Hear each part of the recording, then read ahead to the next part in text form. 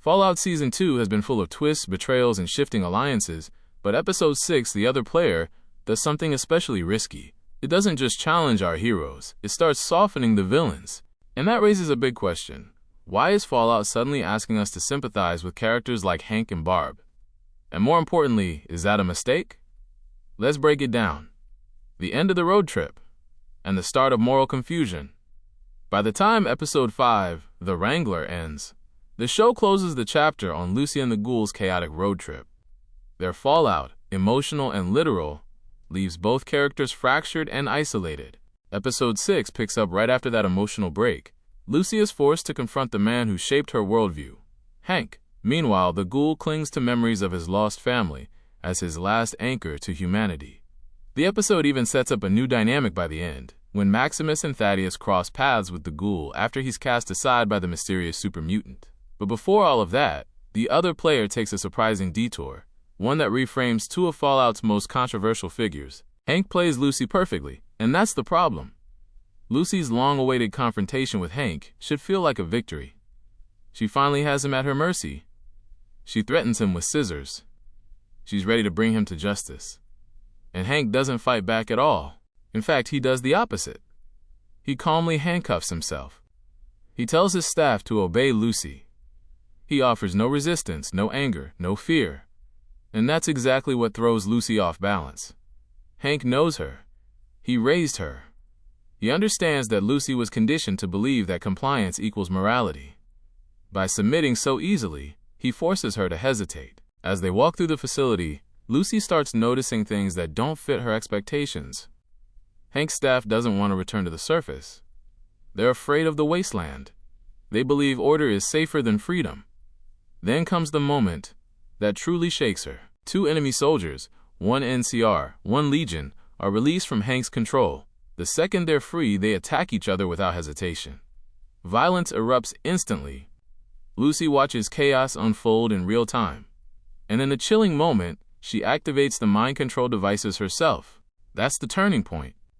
Lucy doesn't just witness Hank's logic, she participates in it. Is Fallout trying to justify Hank? This is where the show starts walking a dangerous line. By presenting Hank as calm, controlled, and seemingly proven right, Fallout risks reframing him as an ends-justify-the-means villain. The kind of character whose atrocities are explained away as necessary for civilization. Lucy begins to doubt her mission. The values of Vault 33, order, control, civilizing the wasteland, start creeping back into her thinking. And that creates two unsettling possibilities for the rest of the season.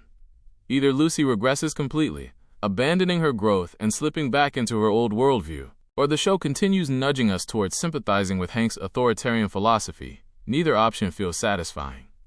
Hank works best as a villain precisely because he believes he's right. Turning him into a misunderstood pragmatist weakens the moral core of the story. Barb's past is rewritten, and it changes everything. If Hank's arc is troubling, Barb's is even more complicated. Season 1 positioned Barb as one of Fallout's most chilling figures, a corporate executive who calmly helped usher in the apocalypse. Her suggestion that Vault Tech drop the bombs themselves was cold, calculating, and horrifying. But Episode 6 reframes that moment entirely. The Vault Tech flashbacks in The Other Player are brutal. Marketing teams casually design end-of-the-world billboards, worried that too many mushroom clouds might clutter the visuals. It's dark satire at its finest. But Barb doesn't seem powerful here. She seems trapped. Her loyalty to Vault Tech is already shaken when she learns that not all vaults will even have clean water. Then comes Wilzig, the Enclave scientist, confronting her in an elevator. His message is clear and terrifying. If she forgets her place, she dies. Wilzig lays out the plan. The world's most powerful corporate leaders will gather, and Barb must convince them that the only way to guarantee control is to drop the bombs themselves. When Barb finally says the line, "by dropping the bombs ourselves," it no longer sounds ruthless. It sounds desperate. What was once a moment of villainous clarity is reframed as a mother acting under threat, trying to protect her family from forces far bigger than herself. Sympathy comes at a cost. This shift fundamentally changes Barb's role in the story. She's no longer a clear symbol of corporate evil. She becomes a flawed, frightened parent, making impossible choices. And while that adds emotional depth, it also removes something crucial. It removes menace. Barb doesn't suddenly become a hero, but she stops being a true villain. And in doing so, Fallout loses one of its sharpest critiques of corporate power. Even Cooper, in their honest confrontation, doesn't fully accept her justification. But the damage is done. Barb's mystique is gone, replaced by tragedy. Fallout's villains are strongest when they're uncomfortable. Fallout has always been at its best when it refuses to soften the horror of its systems. The apocalypse wasn't caused by accidents or misunderstandings. It was caused by people making calculated choices inside broken systems and choosing profit control and survival over humanity. Hank and Barb were powerful antagonists because they represented that truth. By redeeming them, even partially, Fallout risks dulling its own message. Complex villains are compelling. Sympathetic villains can be powerful. But justified villains? That's where things fall apart. Where Lucy goes next matters everything. Episode 6 ends with Lucy confused, shaken, and drifting dangerously close to the ideology she once embraced without question. If Fallout allows her to slide backward without consequence, it undermines her entire arc. And if the show continues framing authoritarian control as necessary, it risks betraying its own themes. There needs to be a reckoning. Lucy doesn't need to become perfect, but she does need to see Hank for what he truly is. Not a savior of civilization, but a man who replaced chaos with control and called it peace. Final thoughts. Fallout Season 2 isn't wrong to explore nuance, but nuance should complicate villains, not excuse them.